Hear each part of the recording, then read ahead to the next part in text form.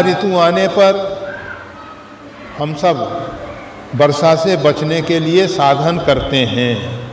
अपनी जो आवासीय व्यवस्था है उस इस प्रकार का बनाते हैं कि वर्षा का उसके ऊपर कोई दुष्प्रभाव ना पड़े।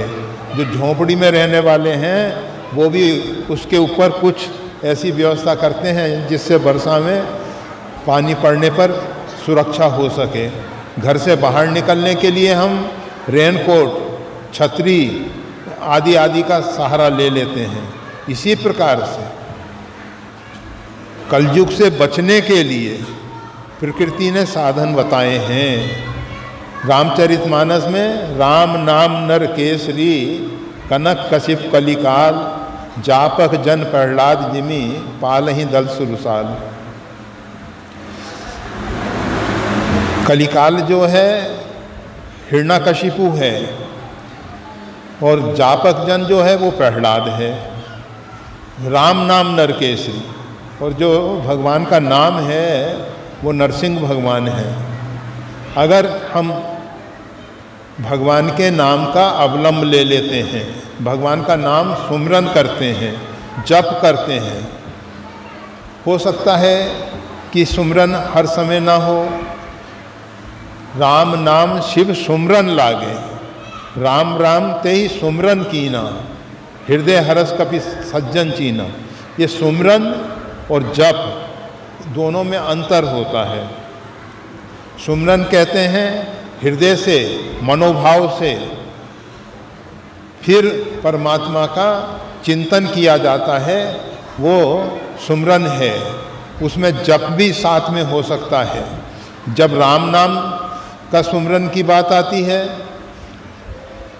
एक तो नाम का जप होता है, सीताराम सीताराम इस प्रकार से बेखरी वाणी से हम जप सकते हैं। फिर उसको उपांशु रूप में जप सकते हैं। उपांशु में ओष्ठ बंद रहते हैं, जीभ अंदर चलती है। फिर मनसा जप हो सकता है। मनसा जप में जीभ, ओष्ठ, दांत सब स्थिर रहते हैं, केवल मन से ही जप चलता है। और इसके बाद अजपा, अजपा में अहंकार शून्य स्थिति में जब हमारा कर्तृत्व अभिमान गल जाता है और ऐसी स्थिति में अंदर से जप चलता है अभ्यास के द्वारा, और जो अभ्यास आगे बढ़ जाता है तो सृष्टि में जो नाद हो रहा है, सृष्टि में सबसे पहले रनंकार की ध्वनि आई है। जब साधक उस रनंकार की ध्वनि को पकड़ लेता है, अध्यात्म राम रक्षा में लिखा हुआ है रोम रोम रनंकार, रोम रोम में उसके रनंकार की ध्वनि उत्पन्न हो जाती है। और फिर वो एक विशेष प्रकार का वज्र पंजर कवचम, वज्र पंजर नाम का कवच तैयार हो जाता है जो उसकी रक्षा करता है। तो हमको जप करके अजपा की स्थिति में पहुंचने के बाद वज्र पंजर कवच में अपने आप को सुरक्षित करने की जरूरत है, अथवा सुमिरन करके अपने आप को सुरक्षित करने की जरूरत है। अगर हम राम नाम से सुरक्षित हैं, जगत जेत्रेक मंत्रेण श्री राम नामना भिरक्षितम, जगत के जितने भी मंत्र हैं वो राम नाम से अभिरक्षित होते हैं। तो अगर हम राम नाम से अभिरक्षित हैं तो हमारा कोई बाल बांका नहीं कर सकता, कोई कुछ बिगाड़ नहीं सकता। कलिकाल ने कहा जाता है जगत गुरु भगवान श्री स्वामी रामानंदाचार्य जी के पास कलिकाल पहुंचा। पहुंचने के लिए उसके पास कोई रास्ता नहीं था, परंतु परीक्षित ने उसको जुआ, शराब, मद्यपान, कलह इत्यादि में निवास बताया था। उसने निवेदन किया कि आपने ये सब जगह तो बता दी, मतलब कोई भी अच्छी जगह मेरे लिए नहीं बताई है आपने। तो परीक्षित ने कहा ठीक है, स्वर्ण में तुम्हारा वास होगा। वैसे स्वर्ण का दोनों प्रकार का अर्थ है। स्वर्ण यानी लोभ, लोभ में भी कलिकाल का वास हो जाता है, और स्वर्ण यानी स्वर्ण धातु। तो जगत गुरु भगवान श्री स्वामी रामानंदाचार्य जी के पास कोई व्यक्ति ने सोने का पंचपात्र, कि स्वामी जी जो आचमन इत्यादि करते हैं तो उसके लिए स्वर्ण पात्र रख दिया जाए। कोई भी वस्तु महापुरुषों को देने से लोग सोचते हैं कि हमारा उद्धार होगा, कल्याण होगा, और सोने का दान विशेष रूप में माना जाता है। सोने की चोरी महापात है। स्वर्णस्पेयम सुरापानम, ये महापातक हैं। परंतु सोने का दान बड़ा दान में गिना जाता है, और उससे बहुत संकटों की रक्षा हो जाती है। परंतु दान के समय दात्यमिति दीयते अनूपकारणे देश काले च पात्रे तद दानम सात्विकम स्मृतम।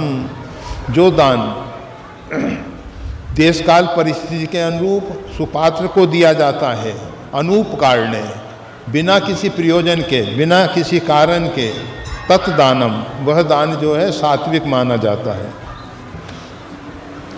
तो स्वामी जी के पास किसी भक्त ने एक सोने का पंचपात्र आचमन इत्यादि लाके रख दिए।